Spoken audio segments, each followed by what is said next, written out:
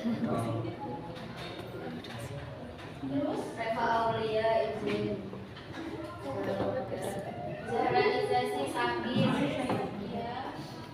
Muhammad Nabi Sakit. Satria izin. Satria Ananda. Apa Pak? Iya. Muhammad Niko Alfa. Ada Muhammad Nabi. Ya. Muhammad Zaki apa? Ya. Ada lagi? Niko sakit. Oh, izin. Ada suratnya? Ini izin kumpul. Banyak kan lagi duduk. Oke, next. Oh, sudah ke Gibran. Gibran. Izin buka Ridho. Ada lagi? Izin buka Ridho. Ada lagi? Sudah. Oke. Kemarin kita sudah belajar terkait pengertian puisi. Di sini ada yang tahu apa itu puisi? Adik-adik? Puisi. Ayo. Yang bisa angkat tangan. Iya, Mbak. Silakan. Iya, karangan teks yang mengungkapkan pemikiran dari siapa? Dari penyair untuk menyampaikan gagasan pikiran yang ingin yang agar orang lain tahu. Oke. Nah, dalam puisi tersebut terdapat unsur-unsur pembangunnya, yaitu ada unsur fisik dan juga unsur batin. Ada yang tahu perbedaan unsur fisik dan unsur batin? Misalkan manusia itu terdiri dari apa? Fisik dan jiwa. Kalau unsur puisi, unsur fisiknya itu adalah bisa diibaratkan sebagai fisik manusia.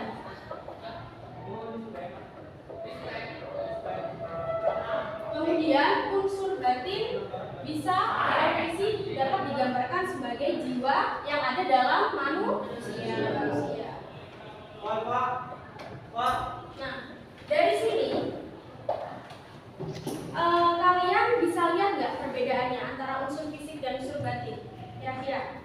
Fisik terlihat, jiwa Gimana Mbak? Fisik? Lihat. Iya, fisik terlihat. Kalau jiwa? Tidak terlihat. Apanya yang tidak terlihat kalau jiwa? Fisiknya.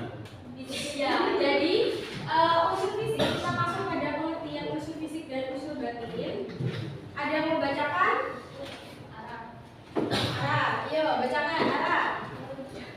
Pengertian unsur fisik dan unsur batin. unsur pembangun visi yang terlihat, yang masih dan dirasakan melalui unsur katanya. Iya, jadi unsur fisik puisi dapat kita amati, dapat kita lihat secara langsung itu dari susunan katanya. Berarti nyata ya, dapat dilihat oleh panca indera kita yaitu mata. Oke. Kemudian unsur batin puisi. Lanjut Mbak. Unsur batin puisi yang dapat ditemukan secara tidak langsung atau tersirat mengandung isi atau tujuan puisi. Iya, jadi unsur batin puisi adalah unsur pembangun puisi yang dapat ditemukan secara tidak langsung atau tersirat. Maksudnya bagaimana? Jadi kita harus membaca sebuah puisi terlebih dahulu, kita lihat kata-katanya, kita mengerti dulu kata-katanya, baru kita bisa memahami isi yang ada dalam puisi tersebut. Nah, jadi unsur batin puisi itu mengandung apa? Mengandung isi atau jiwa dalam puisi yang ingin disampaikan oleh Oke. Next. Nah, ini adalah jenis-jenis unsur fisik. Yang pertama yaitu diksi. Boleh dibuka bukunya halaman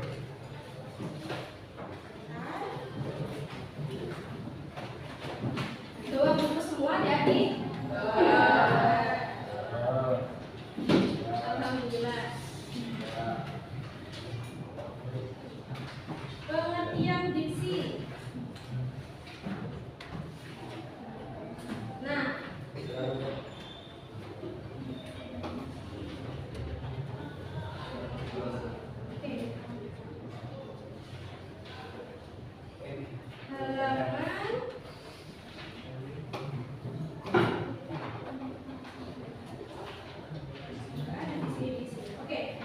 diksi merupakan pemilihan kata indah untuk menyampaikan gagasan dan perasaan. Maksud dari kata indah itu bagaimana, adik-adik?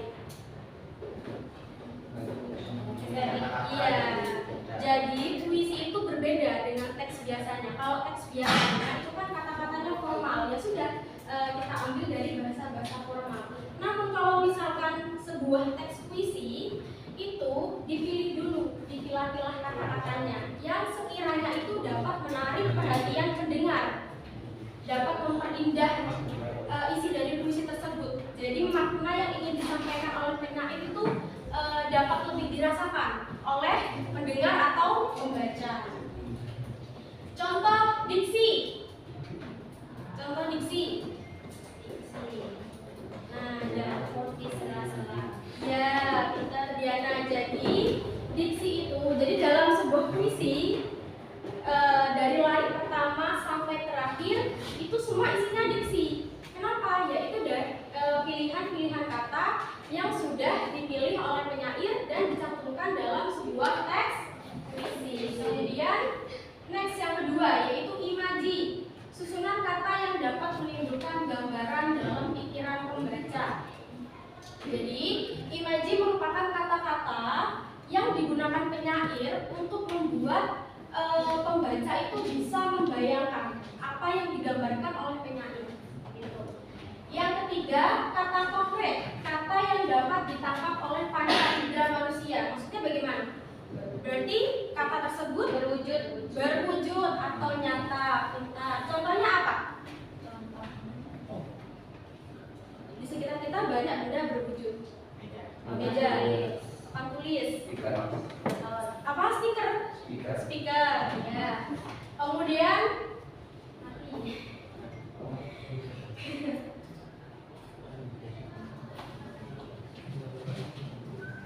oke, kemudian yaitu rima, persamaan bunyi dalam puisi yang bersela. Contohnya dalam puisi di situ pada puisi pada suatu hari nanti karya Sapardi Djoko Damono pada buku paket halaman 160. Coba dari lihat.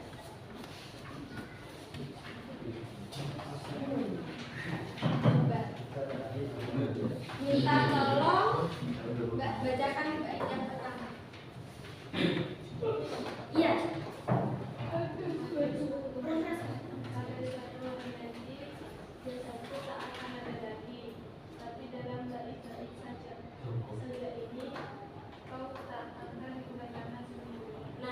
Dari bait pertama itu berakhiran i. Jadi itu yang dinamakan oleh rima. Jadi berakhiran i yaitu berselang. Atau mungkin contohnya a b atau mungkin contohnya ya sama seperti i polanya sama. Kemudian tipografi atau tata letak visual. Yang selanjutnya irama. Unsur pembangun puisi yang dihasilkan melalui susunan bunyi, kata, dan jeda saat puisi dibacakan. Jadi ketika kita membaca puisi, kan tadi ada rimanya. Nah, itu kan nanti saat seseorang membacanya itu pasti ada jedanya. Nah, itu yang dinamakan oleh irama. Jadi ada nadanya. Jadi tidak membaca datar seperti itu. Tidak membaca seperti kita membaca teks biasa. Dapat dipahami adik-adik? Kemudian yang selanjutnya adalah gaya bahasa atau majas. Gaya bahasa hiasan atau imajinatif yang digunakan untuk memberikan efek tertentu. Kenapa, Mas? Ya. Jadi gaya bahasa itu digunakan oleh penyair untuk membantu penyair untuk menyampaikan sebuah pesan dengan menambahkan efek tertentu. Jadi bahasanya itu tidak biasa-biasa saja. Nah, kemudian yang selanjutnya yaitu kata konotatif, kata yang memiliki makna tambahan atau kias, bukan makna sebenarnya. Contohnya seperti apa, Kak? Contohnya kembang desa. Nah, kembang desa. Arti dari kembang desa itu apa menurut kalian? Primadona. Nah, itu merupakan contoh dari kata konotatif, yaitu memiliki makna tambahan atau bukan makna sebenarnya.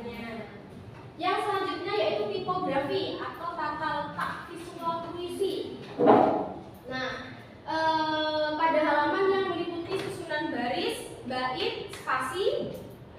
Nah, itu.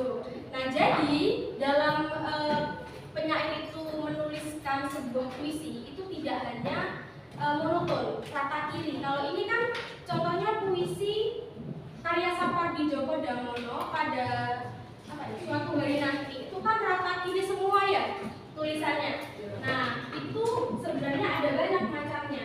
Ada yang zigzag, ada yang bisa berbentuk hewan, ada yang bisa berbentuk pohon. Nah, itu namanya tampilan yang dipakai oleh penyair untuk menampilkan atau menulis, menata sebuah kata-kata atau diksi dalam puisi. Seperti itu. Dapat dipahami? Dapat. Oke. Nah, ini adalah contoh diksi. Tadi contohnya ada yang nyebutin contoh diksi tadi, Mbak siapa? Namun di sela-sela. Iya, namun di sela-sela. Ini ada lagi contohnya, senja, angin, merona, mentari, apa lagi? Ada yang bisa sebutin nggak contohnya? Apa ayo? Apa? Iya, awan itu bisa. Terus ada lagi? Badai, banyak ya. Terus kata konotatif. Nah, kata konotatif itu contohnya adalah anak emas. Jadi, penggabungan dua kata berbeda tanpa ada kata hubung. Jadi langsung anak emas, meja hijau, ringan tangan, kambing hitam. Nah, itu contoh kata konotatif. Artinya anak emas itu apa? Anaknya mahal. Apa? Mahal istimewa. Iya, biasanya kalau paling disayang. Iya, benar. Kalau kambing hitam? Jadiin orang. Iya, jadi kalau kambing hitam itu artinya orang yang dijadikan korban. Padahal dia tidak melakukan kesalahan apa-apa. Begitu ya? Nah, terus kata konkret, kata yang dapat dilihat oleh mata atau panca indera kita. Contohnya bintang, pohon, bunga, air, apalagi meja, terus apa? Coba angkat tangan, Siapa yang berani? Ayo, cowoknya coba. Apa contohnya? Selain yang kakak tampilkan di PPT, contohnya apa? Ya, binatang bisa. Ya ini, ya binatang bisa. Terus ada lagi? Minyak. Banyak, oh ya banyak. Oke, next yaitu imaji. Nah, kata-kata yang digunakan penyair untuk apa? Untuk menyampaikan sebuah maksud itu ditambah dengan kata imaji supaya lebih bisa dibayangkan oleh seorang pembaca atau pendengar. Nah, imaji itu ada banyak. Jadi ada imaji visual, dilihat oleh mata, imaji penglihatan, imaji pendengaran, imaji apalagi peraba dan pengecap. Nah, contohnya kalau debur ombak itu termasuk imaji apa?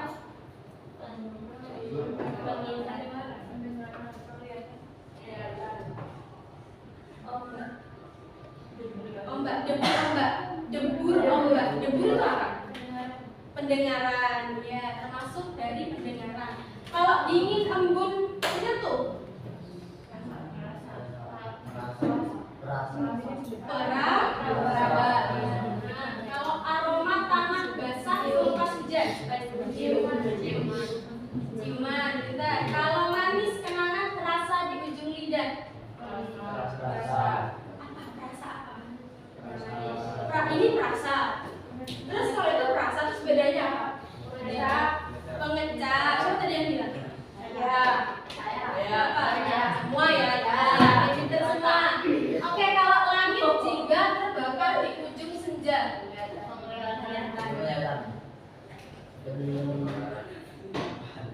Iya, bisa penglihatan.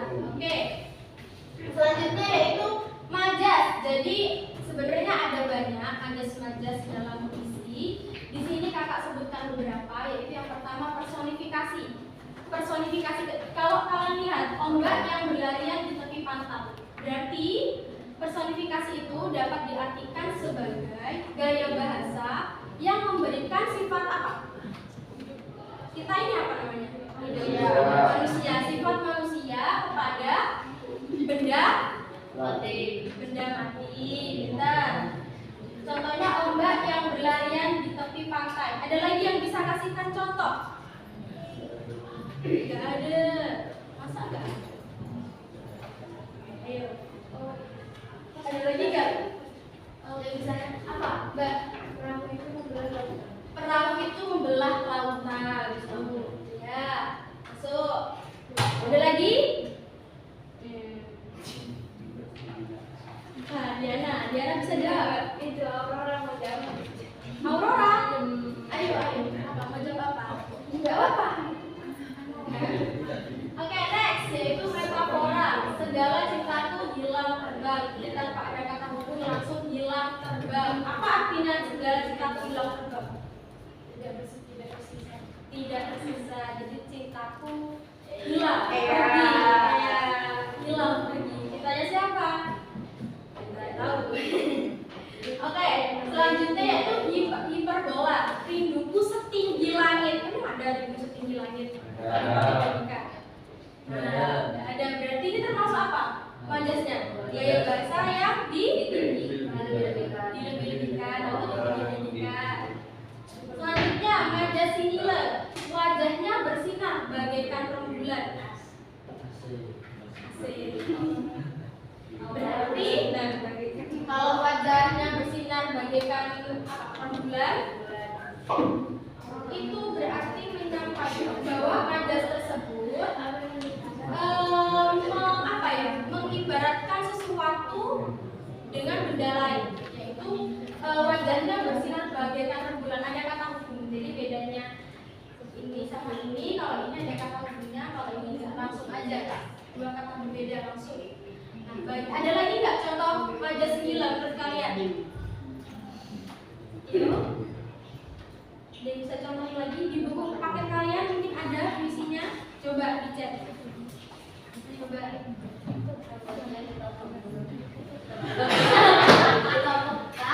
Ini kak. Rambutnya ditapakkan laksana. Gimana rambutnya? Iya, ada kata laksana. Iya betul. Nah, itu dia beberapa macam majas dalam puisi. Oke, next. Selanjutnya yaitu contoh rima. Nah, itu tadi yang sudah dibacakan sama Mbak siapa namanya tadi? Mbak Zahra. Nah, ini sama. Coba ada yang mau bacakan nggak? Mas yang di pojokan, yang kayaknya ngantuk banget. Coba Mas bacain. Rima. Bukit itu membiru dari jauh, laut itu pun membiru dari jauh. Mereka terlihat sama, walaupun berbeda. Iya, jadi ada lima apa? Dan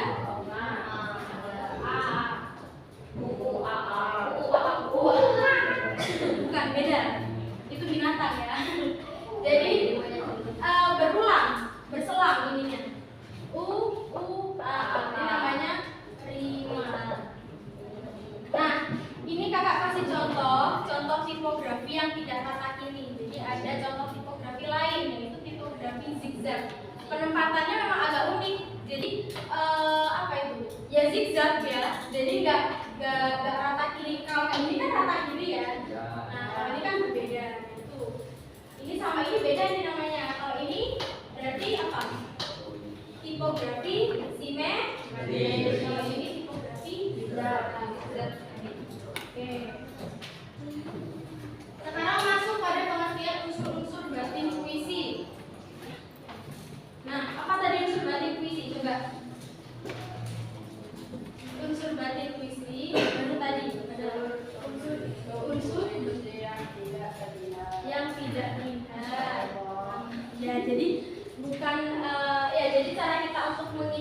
mengidentifikasi unsur batin atau ya pokoknya mengetahui bahwa puisi tersebut unsur batinnya apa itu dengan cara kita membaca puisi tersebut, meskipun tidak terlihat mata sekalipun itu masih bisa diketahui.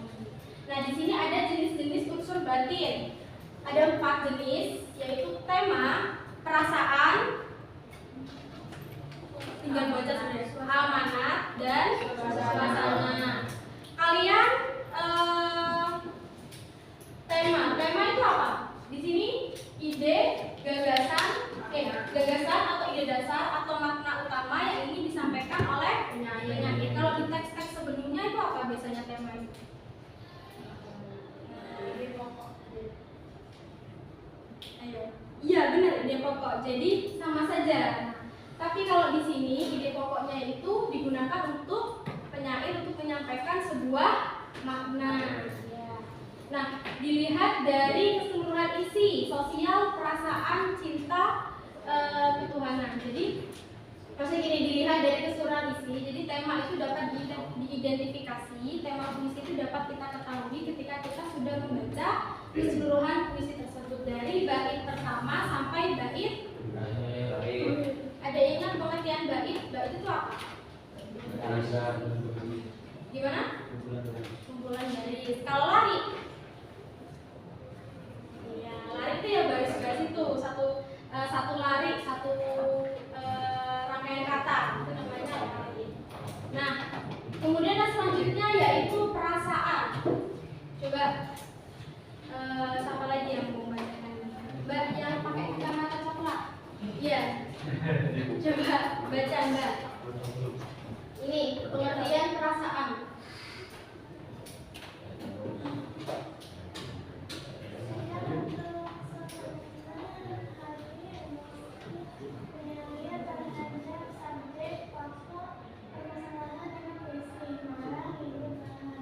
Iya, jadi perasaan penyair yaitu apa?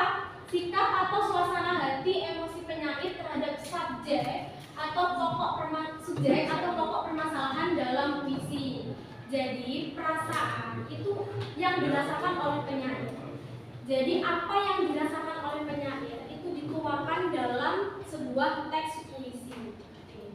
Nah, kemudian yang selanjutnya yaitu suasana. Suasana itu berbanding terbalik dengan perasaan. Kalau perasaan itu dirasakan oleh penyair, kalau suasana itu dirasakan oleh pembaca atau pendengar. Jadi hubungannya gini, kalau perasaan itu adalah sebab sesuatu yang diberikan oleh penyair melalui puisi tersebut. Kalau suasana yaitu hal yang didapat atau sesuatu yang dialami oleh pembaca ketika selesai membaca puisi atau mendengarkan puisi. Jadi ketika pembaca itu mendengarkan puisi atau membaca puisi, kan kita ikut-ikut merasakan apa yang dirasakan oleh penyair. Nah, itu namanya suasana. Suasana yang dirasakan oleh pembaca. Bisa dipahami adik-adik? Bisa. Coba apa? Perbedaan perasaan dan suasana. Coba. Mas yang sebelahnya Mas Ubay. Apa Mas?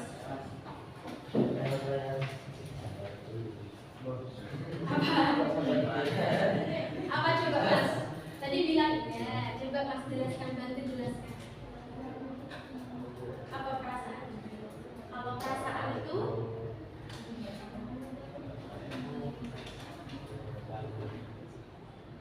yang dialami oleh penyair. Iya, perasaan itu ini ada tulisannya Mas. Yang dialami oleh penyair. Kalau suasana yang dialami oleh pembaca. Berarti penyair itu apa Mas? Berarti penyair, maaf, berarti perasaan penyair itu sebagai apa?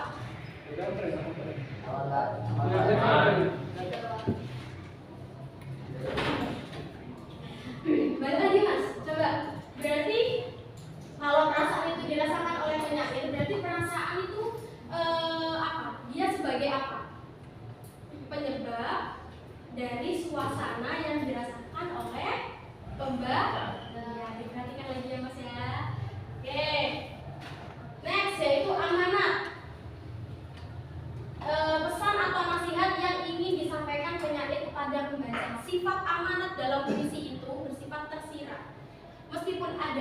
membacanya. Namun ketika kita membaca, tidak bisa kita misal baca gini nih. Pada suatu hari nanti jasadku tak akan ada lagi. Nah, itu kan belum apa ya? Belum jelas amanatnya apa. Jadi tidak bisa kita hanya membacanya saja. Jadi kita harus mengidentifikasi lebih dalam. Saatnya jam ke-9 dimulai. Mengetahui amanatnya.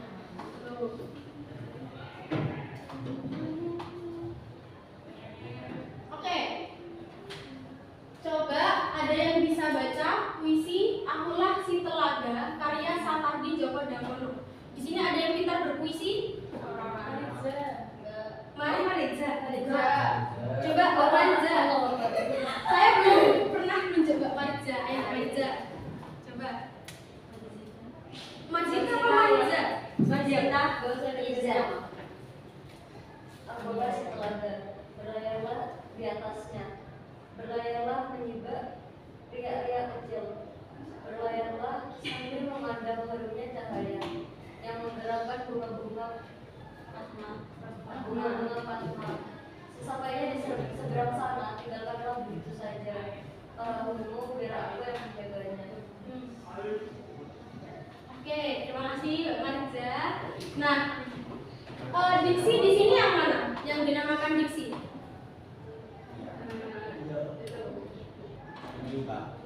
Ayo. Nah, diksi itu dari lari pertama sampai terakhir itu namanya diksi karena sudah dipilih kata-katanya oleh penyair. Kalau ini tipografinya apa? Kalau dilihat? Iya, simetris atau rata kiri. Nah, terus ini berlayarlah sambil memandang harumnya cahaya. Itu termasuk imaji apa?